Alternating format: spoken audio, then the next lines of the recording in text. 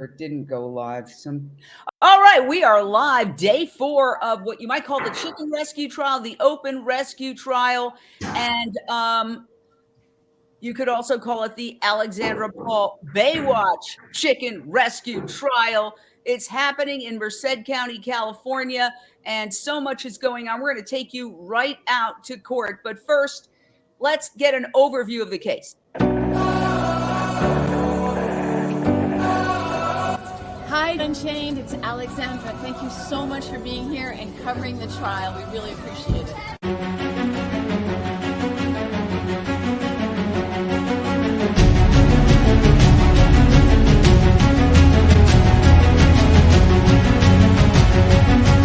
So today, Foster Farms is finally going to be held to account for concealing evidence of disease and death at their facility. A long time coming, the last month of many court battles, and today I hope the judge does the right thing and holds that they're required to give us the documents that the court has already ordered they're required to give us.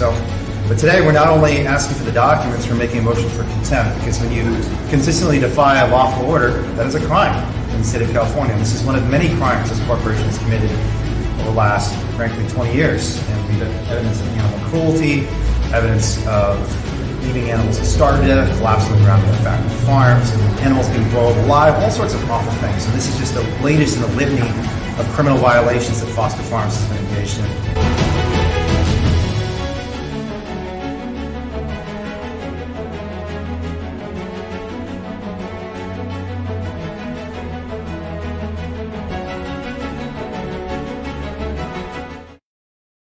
We have an incredible panel, but we're going to go straight out to the courtroom. Carla Cabral, you are on the scene. What is happening? I hear a jury has finally been selected. Tell us everything. Yeah, well, it's only been since 1:30, but it feels like a very long day as we went through juror after juror after juror. And as usual, Wayne was incredible at really getting at the details of what people do and what they might be thinking. So it did take the entire time, but we have an actual jury. We have a wonderful jury. And they're actually coming out right now, so I can't really talk about the rest of that right now. I'm sorry. Oh, that's all right. And when Wayne appears, let us know. But we understand there's a partial gag order. Dotsie Bausch, you have been talking to the defendant. You do a show with the defendant called Switch for Good, and you are a dear friend of Alexandra Paul. So here the both of you are doing your show. What did she tell you about this trial, as she could go to jail for 6 months?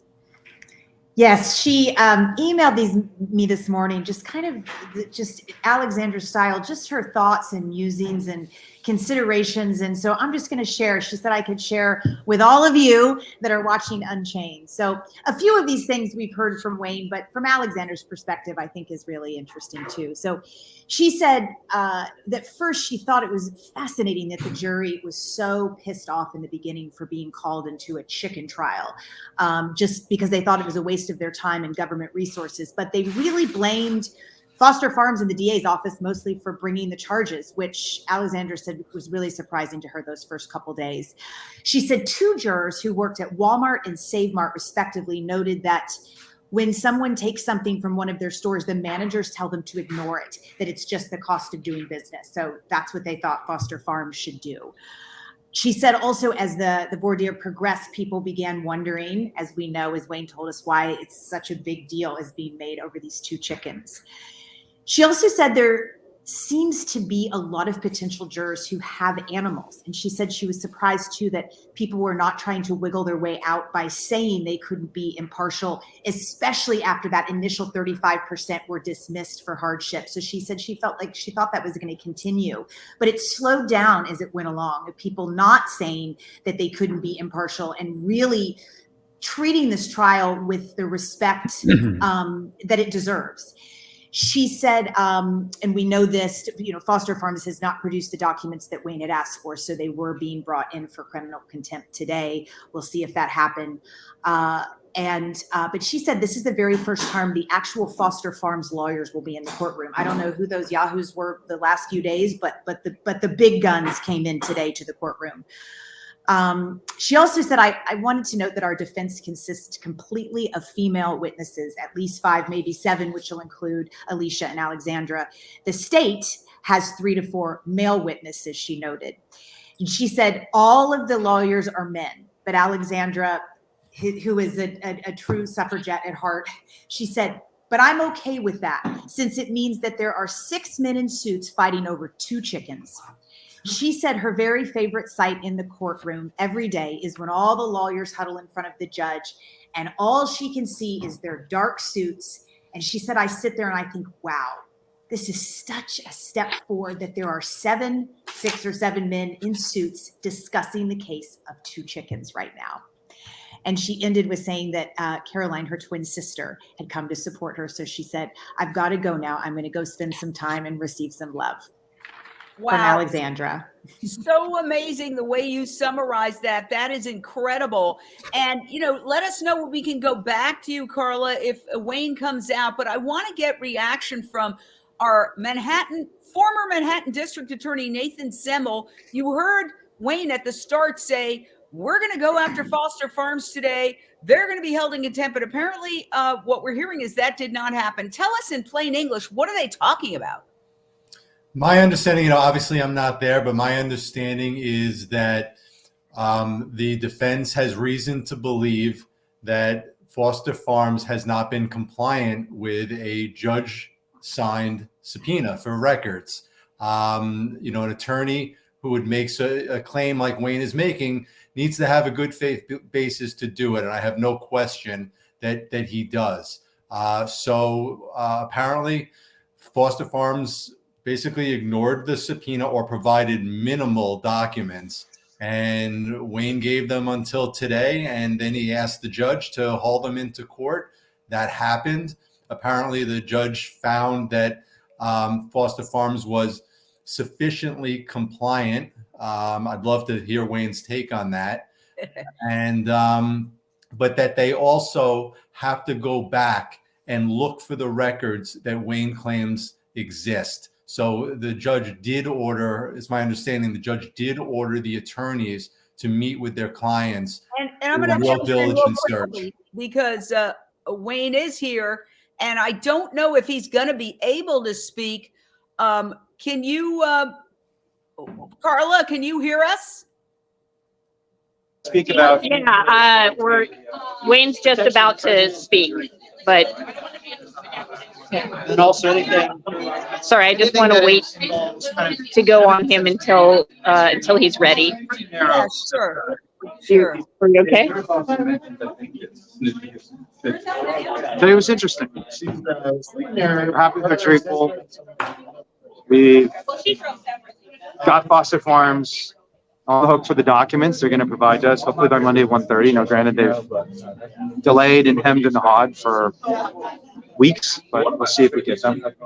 We got a jury. So we're pretty happy about that. But now it's time to go to dinner. Everyone's pretty tired. I'm so looking forward to dinner. Is there a gag order in place, Wayne? So there's a partial gag order on, and I don't even want to call it a gag order. It's just the judge was really just kind of, I guess the one area where there is a gag order is on evidence that has been ruled inadmissible in court. So separately, the judge just kind of admonished us that there's a rule of professional responsibility that counsel and actually defendants themselves are not supposed to say anything that could potentially taint the jury pool. And, argument is, look, me speaking to Jane Unchained or on the DXC Facebook page, the odds that a juror in Merced County is going to see these things, sadly, are quite low. I would love for all 280,000 people in Merced County to be watching our Facebook page and Jane Unchained. That's pretty remote. It's pretty unlikely. And as a gentleman, we all have the First Amendment right. But I understood where the judge was coming from. I thought the prosecution engaged in some kind of nefarious tactics. They pulled out like the quote that seemed like I was attacking the judge the most, and didn't have the full context. But, that's what prosecutors do. They pull a lot of tricks like that. Well, it could be a sign that you're actually being effective, that you're getting attention. Maybe they thought nobody would cover this trial. Now you've been in the Los Angeles Times Inside Edition, as well as our streaming coverage, your YouTube and Facebook and Twitter, so the word gets out. Yeah, no, I think that's absolutely true. And I mean, even before this trial started, we had an op-ed in the New York Times that I still think is arguably the best op-ed in defense of animal rights that's ever been written. You know, rescuing farm animals from cruelty should be legal, and it should, and it will be proven legal. Yeah, I mean, I think foster farms is starting to see the downside to pursuing innocent people. Unfortunately, most of you were not in court when foster farm's attorney was going red during the motion for contempt. I mean, he was getting pretty agitated, and it was very interesting because it was all about just like this personal enmity he had towards me, because how dare this person accuse me of contempt? How dare this person accuse me of concealing evidence? It's like, it's exactly what you did, and you said it yourself. You said to me, I'm not going to produce documents relating to disease, dead, or condemned animals, and that's exactly what the judge ordered. So there's no argument here. But you know, I wish the judge had been more aggressive about giving us evidence, but you know, I understood this was a misdemeanor case. Probably most judges wouldn't have even given us what we already got, and I think he's trying to be as fair as possible to both sides, understanding that in a misdemeanor case, I mean, my guess is less than 1% of misdemeanor cases even have an SDT served on anyone. Like, the idea that a subpoena ducis tecum was even granted in this case is probably, in his view, a little bit of a stretch. So, but I think we're entitled to on the law, because the state has to prove beyond a reasonable doubt that these chickens had some value. Their health and the diseases they're afflicted with certainly affects their value. So we should be entitled to those documents, and we're going to get them on Monday. So I'm excited about that. Wow. All right. Well, I know we have an incredible panel here. Anybody have questions? Raise your hand. Wayne, Mick Davudian. Hi, Wayne. When motions are put in front of the judge, if they're declined, if they're lost by the prosecution, they're lost. Period. But is it my correct understanding that if the defense loses any motions, and should there be a conviction, that's automatically an appeal? There's potential grounds for appeal for sure on any motion, and that's the case in any criminal case, every motion. But usually, even when you can show some improper ruling or improper conduct by the prosecution or by law enforcement, you have to show what's called prejudice. It's not enough to show that something unlawful happened. You have to show your client was harmed by it. And unfortunately, there are a lot of appellate cases where judges rule, or I should say justices, because these are appellate judges, often rule that, yes, technically something wrong happened to your client, but because you can't show you were harmed, usually because you have to show your client would have otherwise been shown innocent, or at least there would have been a hung jury, if not for the error, you're out of luck. So, I don't know the data in California, but nationwide, the number of cases that end up prevailing on appeal is very, very low. So it's not good strategy to rest on your appellate odds. You want to win at trial, and that's what we're hoping to do over the next week. Yeah. All right. Sorry, Jen. Wayne, if I could ask a quick follow-up. So, as far as jurors are concerned, I'm thinking, like, if I'm a juror and I want to find someone guilty of theft, I would expect in my mind that the prosecution would have to prove some kind of a motive, like profit, for example, right? In lieu of that, what would be the grounds that a juror would find them guilty of theft? Yeah, you're right. So you're talking about a concept in the law called mens rea. You ever hear of the term mens rea? What that means in more common language terms is criminal intent. And probably everybody's heard the term criminal intent. And for theft, what the prosecution has to prove beyond a reasonable doubt is that the defendants had the specific and criminal intent to deprive the proper owner of their property permanently. And they have to prove that property was something of value, however slight. So, we're going to argue that it's pretty clear in this case, where you have two women who spent their entire lives aiding human beings and animals, that they did not have the requisite mens rea or criminal intent to prove beyond a reasonable doubt that they committed a theft, because their goal here, their intent here, was quite clearly to aid suffering animals. Wasn't to take anything of value, wasn't to deprive an owner of their property, it was merely to give aid to animals that were collapsed on the ground of a slaughter truck, slowly dying of horrific diseases, and frankly dangerous to the human food supply because of the diseases these animals were conflicted with. So that's going to be a key issue we see unfold over the next week. Okay, we got just a couple of questions. Thank you. I know you're tired. I know you're hungry. My question is, sure. are you going to be able to say at closing argument all over the United States and in California, we see every day in the news, people taking stuff out of supermarkets, out of pharmacies, and nobody stops them, nobody reports them, the police doesn't show up. And yet here, women who take 2 chickens because they're sick are prosecuted, and the prosecution team includes somebody who normally handles human murder cases. Can you bring the insanity of that to the jury in your closing or your open? Yeah, it's already kind of being implied to the jury just by virtue of the amount of time and attention and resources the prosecution is giving to this case. I mean, they have 4 members of their staff in its entirety assigned to this case in court every single day. And you're right that one of the more senior prosecutors who was just assigned to this case is typically a murder prosecutor, as far as I can tell. And I think the jurors themselves are kind of picking up on it. And you saw that during voir dire, a lot of them saying, this seems like a waste of time. I can't believe this is happening. It's possible that actually cuts against us to the extent that the jury is convinced that these defendants were just engaged in a political stunt, or kind of inviting this, looking for trouble.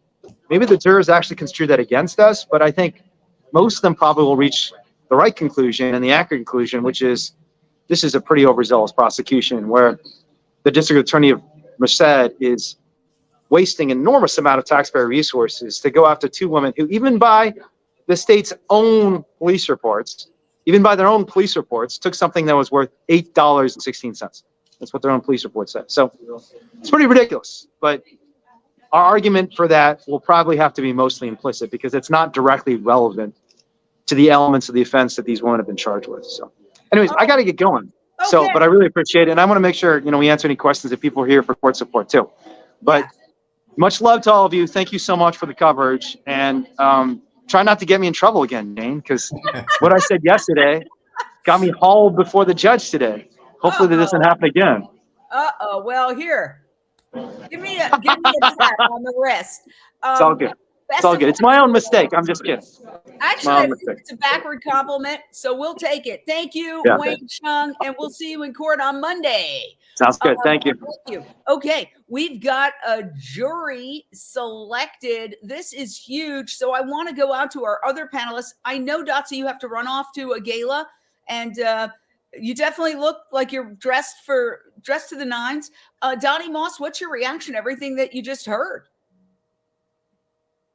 You're muted. Sorry, I was reading the tweets coming out of the courtroom today, and several of the jurors were stating that they were interested in some context here.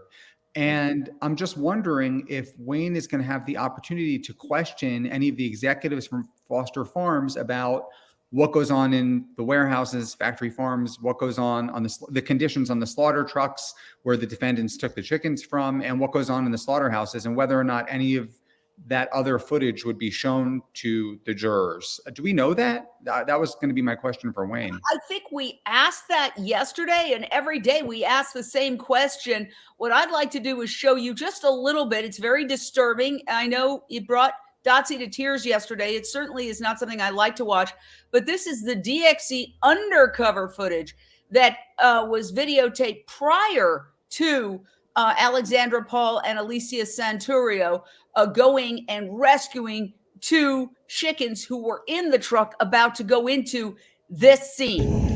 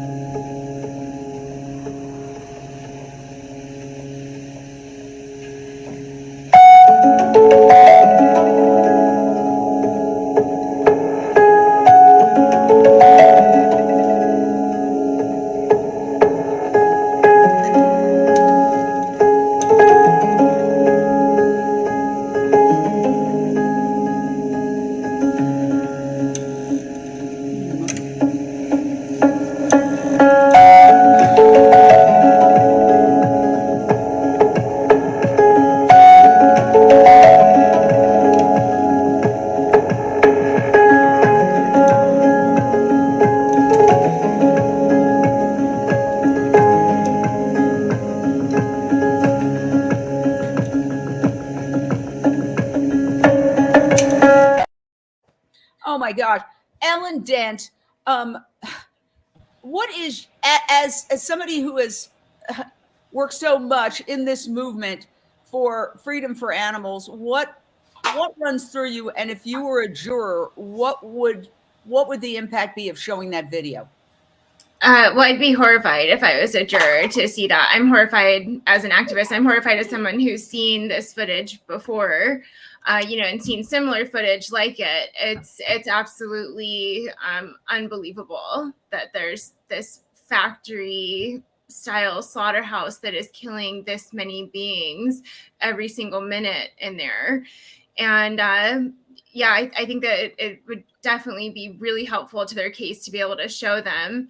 And I'm also offended that they put a price tag on their bodies, on their lives. So I know that they're trying to show that they're not really worth that much, or, maybe not a value, but you can't put a value on someone's life. And, the workers too, when I look at that, I think of these workers, and they are generally people of color at the lowest rung of the social order. A lot of them immigrants, but not all of them. Imagine if you had to kill 140 beings every minute and do it for 4 hours and then a quick break and then do it again. I can't even imagine psychologically the impact of that, and how that should come into the equation. And so should the current health threat, which one of the defense attorneys mentioned, Nathan, about the fact that we've got an avian flu crisis in this country right now. And the only thing the media talks about is the skyrocketing price of eggs.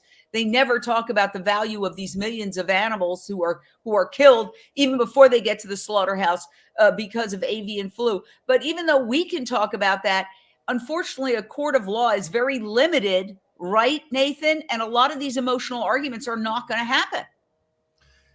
Jane, trials are supposed to be about getting to the truth. And, particularly a prosecutor, and I'm a former prosecutor. I mean, it's been about 20 years since I did it, but, a prosecutor's job theoretically is supposed to be about getting to the truth and doing justice, right? For quote unquote victims, for society. But what we're seeing again is our prosecutors hiding the truth. They're hiding the context. They want the jury to just look at this case in a vacuum. They just want them to see 45 seconds and then just say, no, this is stealing. The chickens belong to someone else. These people took them. Case closed. But context matters. And there are defenses available. And, Alexandra and Alicia are entitled to their constitutional right to put on a defense and show that this was actually a rescue. And in doing so, it's really important for the jury to see why they did what they did. They're not saying it wasn't me. They're not saying I didn't do it. They're saying I did it. Here's why it's not a theft. So, if we want justice in our courtrooms, we shouldn't really be hiding from the truth. And I'll tell you one thing.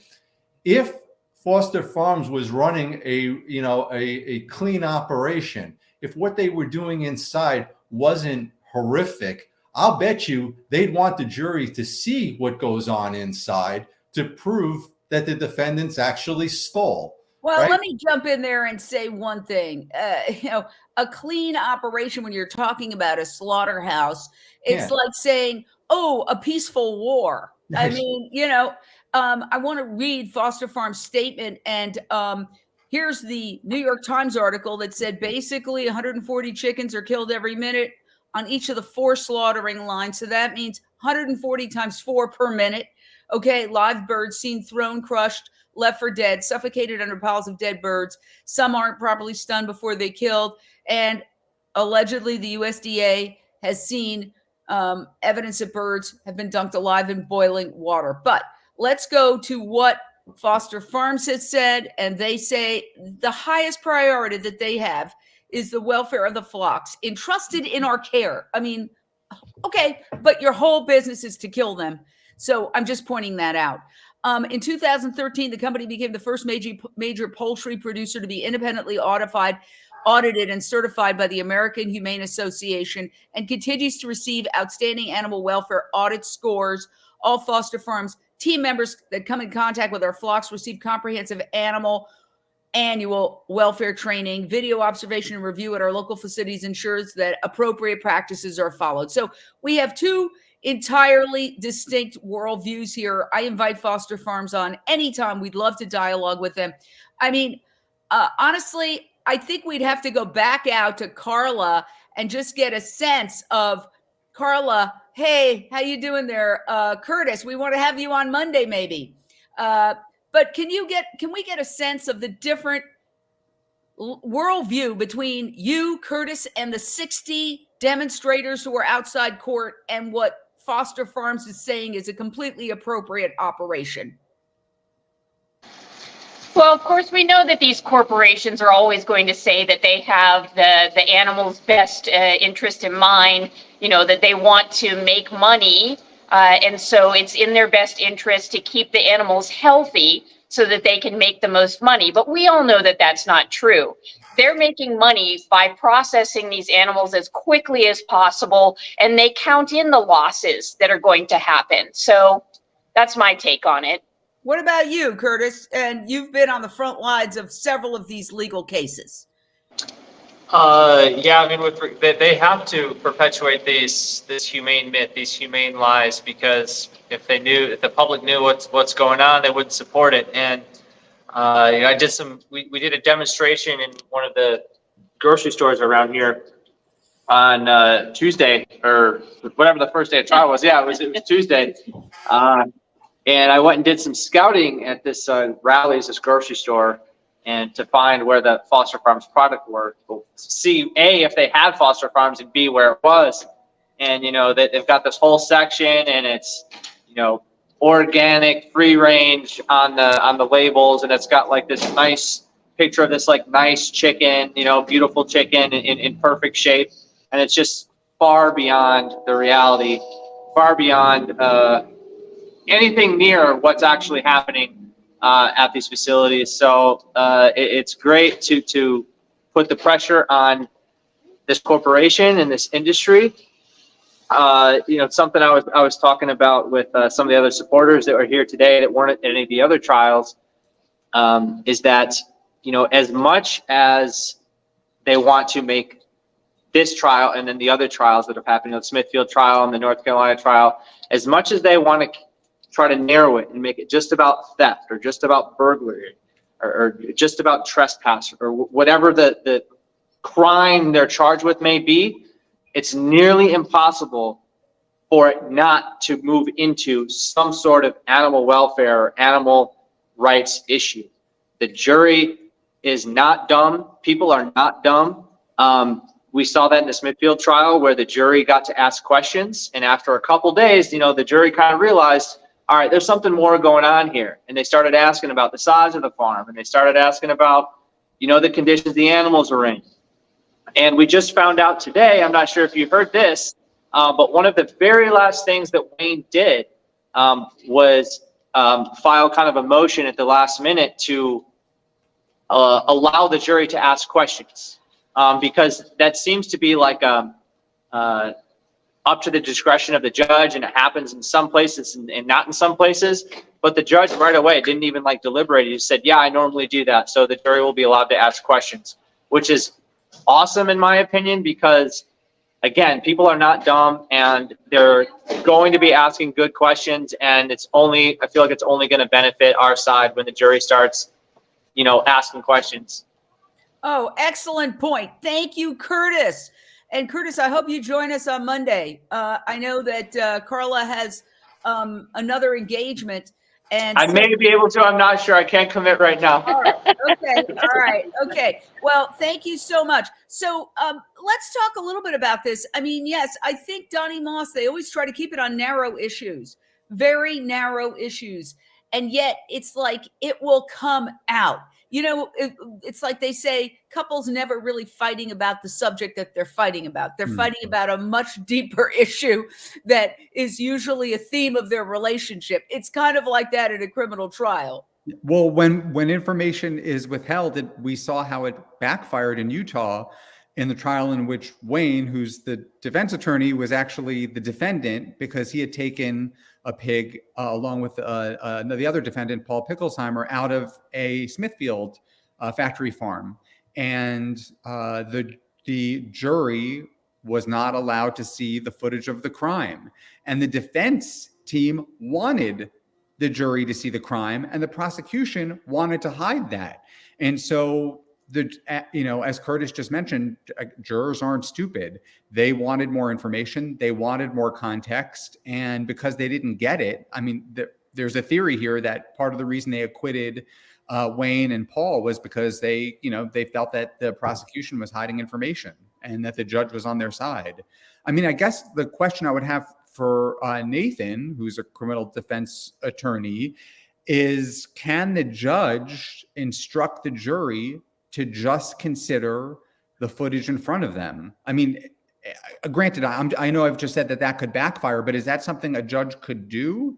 And now we've just learned that the jury can ask questions. So maybe. No, we don't know. I don't think the jury can ask questions. I think they asked if the jury can ask questions. Maybe Didn't Curtis say? Yes. Oh, no, hold on. Go ahead. He did. Yeah. Curtis said that the judge immediately said, yes, the jury will be allowed to ask questions. Oh, okay. That's great, because that is truly an absolute power. It gives power to the jurors to burst through the wall. And I think it's a very pleasant surprise that the judge decided to grant that.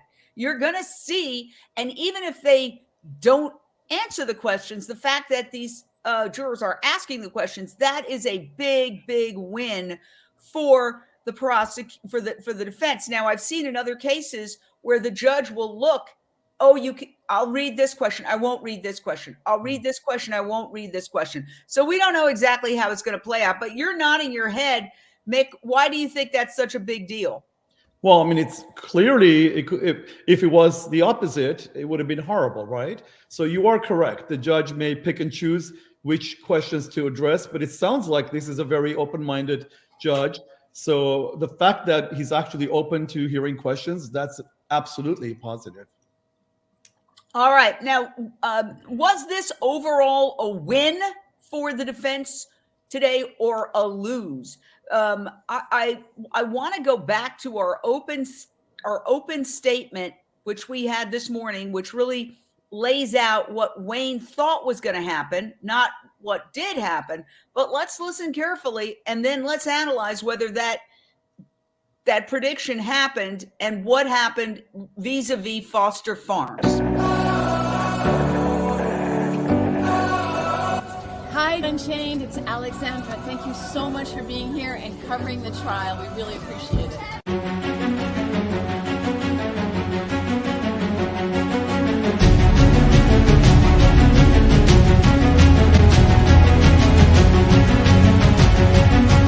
So today, Foster Farms is finally going to be held to account for concealing evidence of disease and death at their facility. It's been a long time coming, the last month of many, many court battles, and today I hope the judge does the right thing and holds that they're required to give us the documents that the court has already ordered they're required to give us. But today we're not only asking for the documents, we're making a motion for contempt, because when you consistently defy a lawful order, that is a crime in the state of California. So what exactly happened vis-a-vis that? And I'll go back out to court to Carla Cabral. Foster Farms was not held in contempt, but Wayne is getting some of the documents he's been demanding. Is that the bottom line?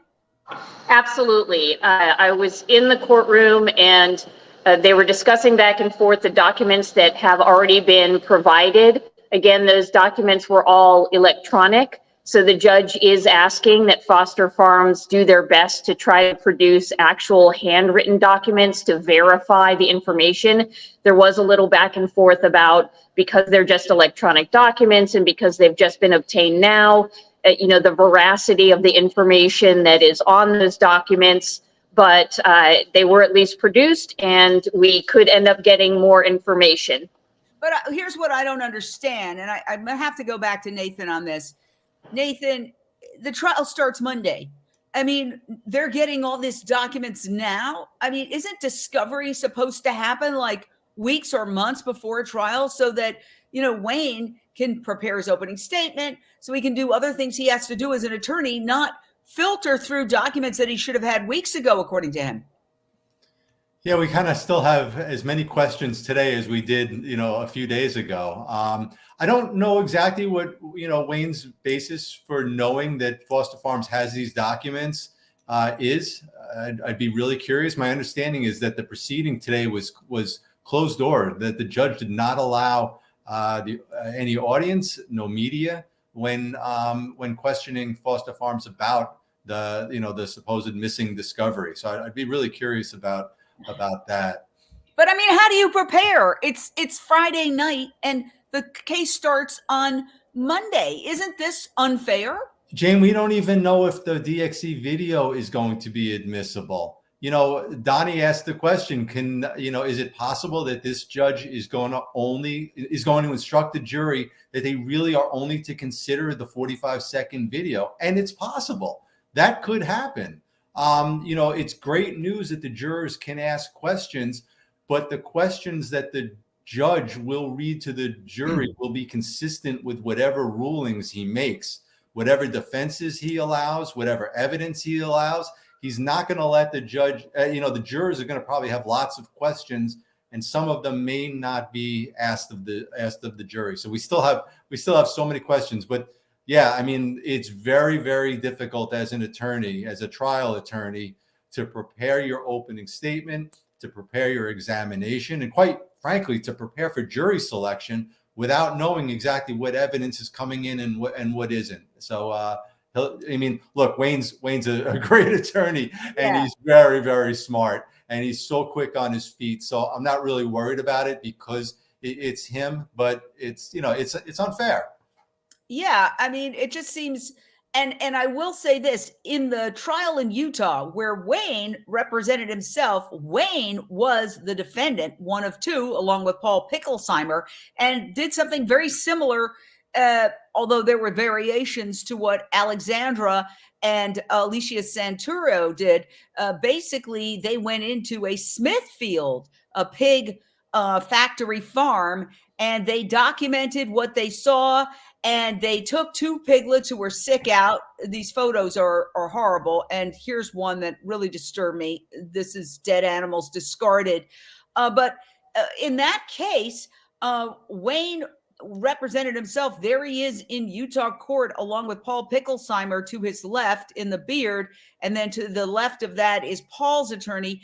And the judge was very, very hostile, extremely hostile to the defense, and they still won. So you can't really tell. Ellen, as somebody who is in the trenches fighting for animal rights, you come across a lot of people that should hypothetically not care or should be opposed, like the police officers who would monitor your vigils and your protests. And yet you found that they were some of the more sympathetic people. Yeah, absolutely. I mean, once you see and once you know what happened to these animals as a part of animal agriculture, whether it's at the farm or the slaughterhouse, or even arriving on the truck, which is where those officers saw the pigs when they came, to the slaughterhouse and they were transported inside, they made that connection at that point. And I would say several of those officers did. One of the officers even had a pet pig, and he didn't eat, their flesh because of that. And one of them went vegan, didn't they? At least two. One was already vegan for health, but I believe that, he also added in, for ethical reasons after what he saw at the slaughterhouse. And he was very helpful in our last vigils. Wow, it's so amazing, and you can never tell. It's like the intelligentsia who you would expect would immediately get the connection between animal abuse, pandemics, avian flus, climate change, habitat destruction, wildlife extinction, human world hunger, with 8 billion humans eating 80 billion animals every year who are eating a good percentage of the food. But it's not them. Often it's, I will hand anybody who comes into my apartment to fix anything or do any kind of work, I'm going to give them a veg magazine, give them a book. You wouldn't believe it's often the people you least expect who are fixing the plumbing, who are like, yeah, I want that. I want to switch. My wife's interested. And then some other people that you would say, oh, you've got to get this. Crickets, they don't get it. So it's really not about any kind of construct, and that's like the crapshoot that is a jury, Donnie Moss. Yes, I was thinking when Ellen was talking about the police officers at the vigils. In New York, once a year, there's a ritual animal sacrifice. It's called Kouros, where tens of thousands of chickens are slaughtered in the streets. And, we can't brush everyone. We can't paint everyone with the same brush because, I often will stand next to the many police officers who are there and listen into what they're saying. And I find what they're saying is so interesting. Some of them will say they're here for chickens. Who cares? They're just chickens. And then you'll hear other police officers saying, isn't this horrible from a humane standpoint? And then others can't believe there are slaughterhouses on public streets. So, I've learned we can't paint everyone with the same brush. And I guess that goes for jurors too. Yeah. So, we have to say that after a very long jury selection process, Monday is the big day. Carla, how long are they expecting this trial to go? The thought right now is possibly just until Thursday. And on Tuesday, the court won't even start until 1:30. It's 10 a.m. on Monday, but it won't be until 1:30 on Tuesday. But again, the thought is that it could possibly be over by Thursday. And then there's the deliberations, and you don't know how long those deliberations are going to take. I mean, considering how long jury selection took Nathan Semmel, former Manhattan assistant district attorney, you could have deliberations that could go on for days on a misdemeanor trial. It's almost unheard of, but it can happen. Sure. California is one of the rare states that actually has the requirement of juries for misdemeanors. New York now has it for all misdemeanors, but that's recent. New York only has 6 jurors for misdemeanors. California has 12 jurors. So, you've got to have a unanimous verdict one way or the other.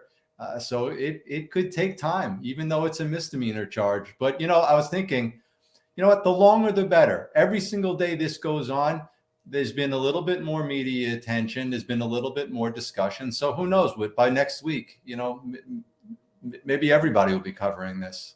Yeah, well, it's creeping up. I don't know if we've gotten any new coverage, but certainly so far you have Inside Edition, and we'll have to show that clip on Monday. I'm going to dig that one up. And you've also got, of course, the New York Times did an op-ed piece, Rescuing Farm Animals from Cruelty Should Be Legal. That was before the trial started. You have some local news coverage, and then you have the Los Angeles Times. And it's very interesting. The word open rescue is used by the media, which is a big victory.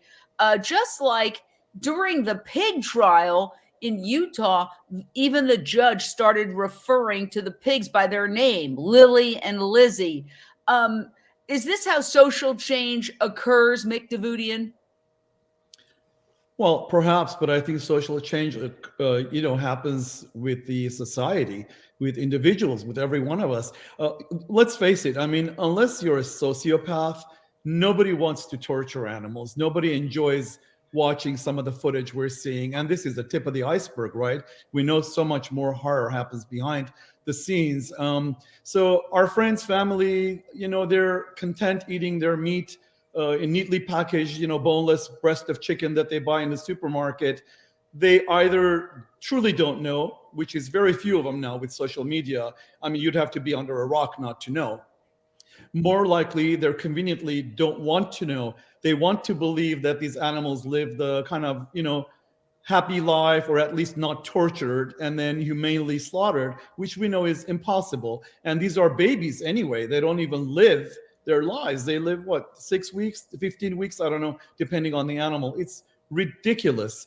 So going back to the jury poll, these are people, even the folks like the policemen and the folks who work in these industries, they don't want to support torture and murder. And let's call it what it is. It's murder at a mass scale. So, I mean, that's where the society will need to basically evolve, and hopefully as soon as possible. Well, I think, you bring in a really good point.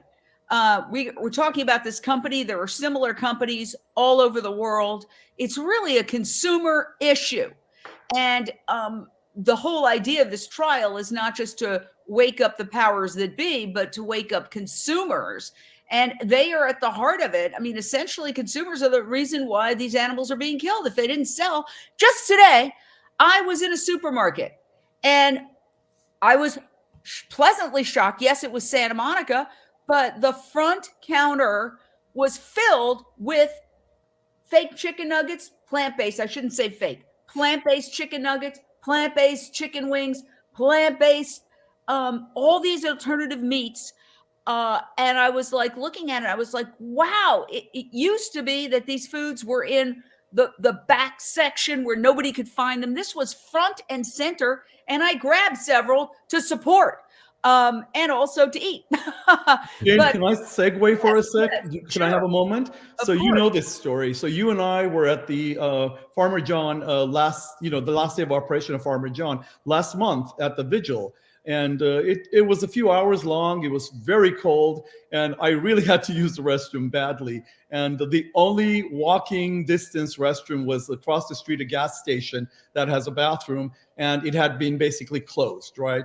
And we all had surmised that they had closed it so the visual attendees and the activists couldn't use it. Well, we were wrong, because shortly thereafter, a friend called me on the phone who knew I really needed to use the restroom, but I didn't want to break away from the vigil. She said, guess what? They've opened the bathroom across the street, run, which I did. I run over there, I walk in, and the first display right in front of my face is Beyond Jerky, vegan cookies, and a whole bunch of other vegan stuff. So I was like, wow, what is this? It's a small gas station. And so I sheepishly asked the guy behind the counter, are the restrooms open? May I use them? And then he said, let me ask the owner, which was another guy right next to him. And the guy very politely said, yes, of course, sir, and pointed me the way. No, you have to be a customer or any of that stuff. So anyways, as I'm walking out, I did what you do. I grabbed a whole bunch of vegan stuff to support them. And I get to the register, and it's the owner ringing me up. And so I started chatting him up. And I said, is your business going to be impacted by the slaughterhouse across the street closing? He goes, yeah, maybe a little, but most of our business is the gas. And besides, the smell is horrendous. We hate it. You get used to it, but it's horrible. And so I tried to change the subject to a positive. I said, you have all this amazing vegan stuff right in the front. It's the last thing I would expect for a gas station across the street from a slaughterhouse. He said, oh, no, we have them because people, the workers there have been asking for it. And apparently several people have made comments. And one guy specifically, the owner said, he walked in and said, do you have any of the veggie jerkies? And they were out. So he offered them the regular beef jerky. He said, no, I don't want that. I work across the street. I know how that is. We don't eat the crap we make. Wow. Well, that's heavy. That is really heavy. And again, Oxfam reported that in some slaughterhouses, I'm not saying this is Foster Farms, but they did an overall study and they said, some of these workers have to wear adult diapers because they get so few bathroom breaks. And so imagine the people who have to do all this killing all the time and the impact that it has on them. We know psychologically that they suffer from PTSD and all sorts of other related problems. This is a bigger issue than theft. And I just wonder how much of this big issue we're going to be able to get before the jury, and whether a lot of these jurors might already have that percolating in their heads. I mean, how can we even not make the connection between climate change and animal agriculture when right now California, where I'm at, is experiencing bizarre weather? I experienced hail in Venice Beach just the other day. You have experienced tremendous weather, Carla, in terms of extraordinary rainfall that is killing people, and snow in California. Yeah, let me also say that came up in jury selection. The weather here is just so bad. You know, it's pouring down rain, and it's scheduled to continue pouring down rain for the next week. And there were evacuation orders that were given for certain counties, and so they had to make sure that none of the potential jurors lived in any of those counties or might be affected by a possible evacuation due to the heavy rains. Yeah, or worked in them. Presumably all the jurors would live in this county, but they could work outside in another county. They might have transportation issues. Yes, I mean, here we are. One might say this trial is fiddling as Rome burns, because when you think of what tax dollars should be going to is to mitigate climate change, is to mitigate animal suffering, is to improve human health, it's to stop habitat destruction, and imagine all the water use and all the other pollution from factory farms in general. So we're at the end almost of our coverage for today. Remember, we're going to be back on Monday. I think 4:30 is probably a good time. 4:30 Pacific, 7:30 Eastern. Let's go to final thoughts, and we'll start with Ellen. My final thought is I'm really glad that the jury is going to be able to ask questions, and that hopefully they'll get a lot more insight into this industry. And I'm so hopeful that they'll be able to see that video and see that this was a rescue. This was not an intent to steal at all. They were trying to save these beings from an absolutely terrible, horrific fate.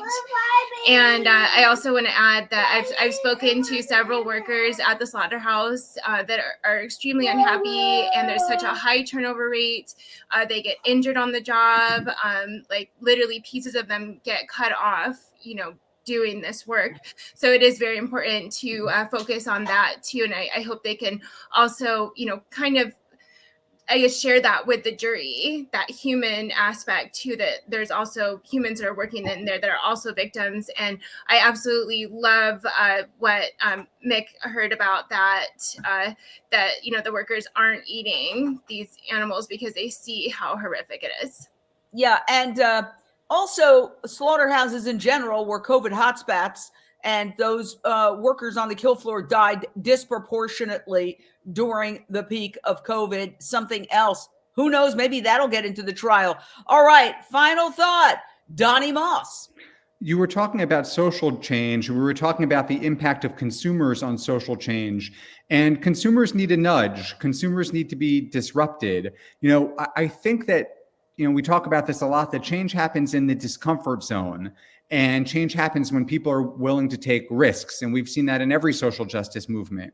And this trial is just epitomizes social change and the effort to affect social change. You have two defendants who knowingly took chickens that didn't belong to them out of a truck, knowing what the potential consequences are, because they wanted to provoke a prosecution which would shed light on a bigger picture, and they're willing to take a risk. And it's at times like this, with these risks, that we see the needle moving in the direction of positive change.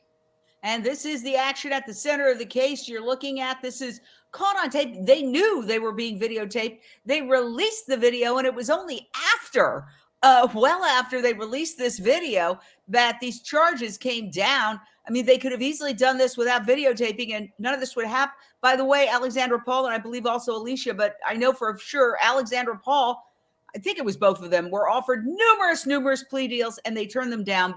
Yes, because they wanted to get the word out. They want this to be before the public, and that is martyrdom. All right, final thought, Mick Davudian.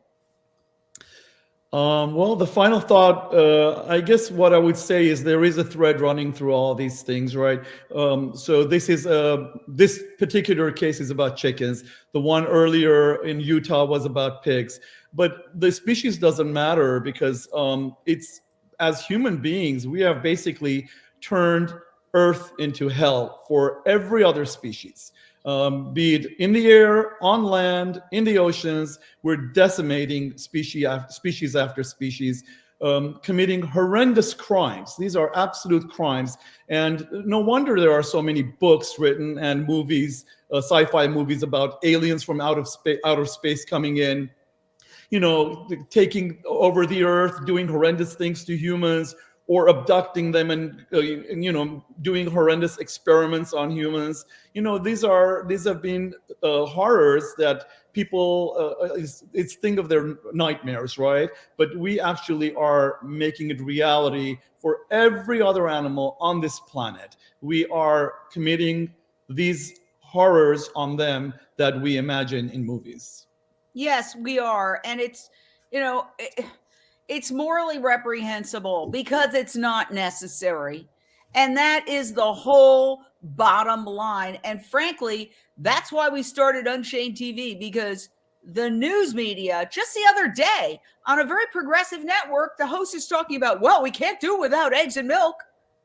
Hello? Are you in the 1950s with plant-based milk skyrocketing, with an avian flu, with eggs being cholesterol bombs, and people are dying of heart disease because of over cholesterol? Like, where are you living? You're living in a world where, you know, you get your paycheck from the advertisers, and the advertisers are meat, dairy, and pharmaceuticals for the most part. And that's why we started Unchained TV. Final thought. I always forget who's done the final thought. Nathan, and then we're going to go to Carla for the final thought. Go ahead, Nathan. Well, I'm excited that we're starting on Monday, finally. You know, Alexandra and Alicia have been waiting a long time for their day in court, and they're finally getting it. So I'm happy for them. You know, the more of these trials that happen, the more people who are brave enough to do these rescues, the more you know, the public is going to hear about it.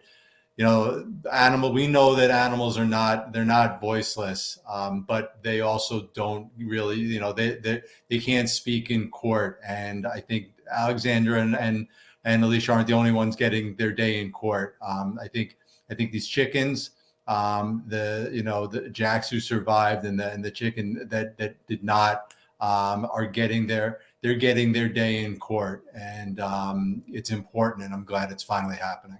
All right. And for the last final comment, our fabulous Carla Cabral, who has been doing an amazing job on the scene.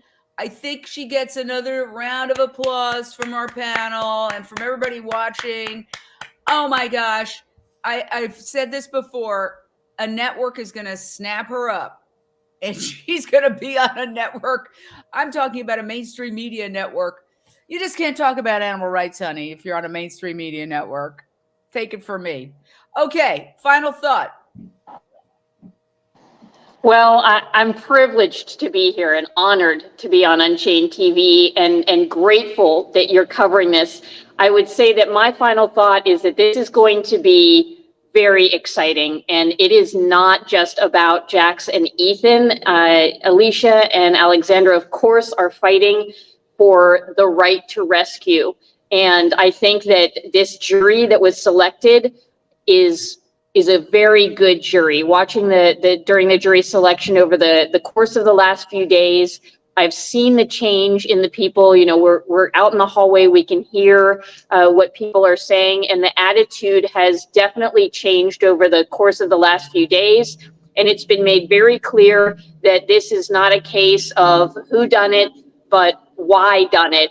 And so it was very important for people to make sure that they could be fair and unbiased in judging not just what happened, but why it happened. And so that does also go back to hopefully getting the footage from inside Foster Farms into this trial. So again, I could not be more excited about what's to come next week. I'm gutted that I can't be here. If anything changes, I will absolutely be running back because I don't want to. A quick question. It's the most obvious question, which I failed to ask.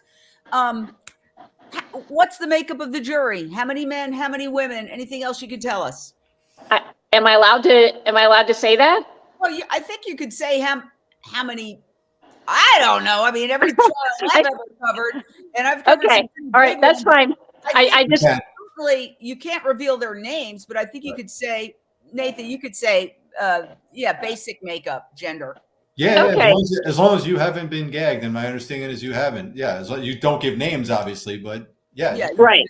I don't know anybody's names, but we're looking at 10 women and 2 men that are on the jury. We have, I wrote it in my notes. 1, 2, 3. I believe that there are 4 people of color on the jury. And then the 2 alternates are both people of color as well, male. And of course, I'm, just saying how they present to me as male and female.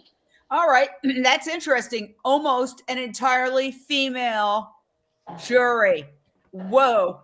We may have buried the lead, people, as they say in the news business. That could be good. I just have to ask, Donnie, what do you think? Well, I mean, if you look at the makeup of the animal rights movement, it's far more women than men.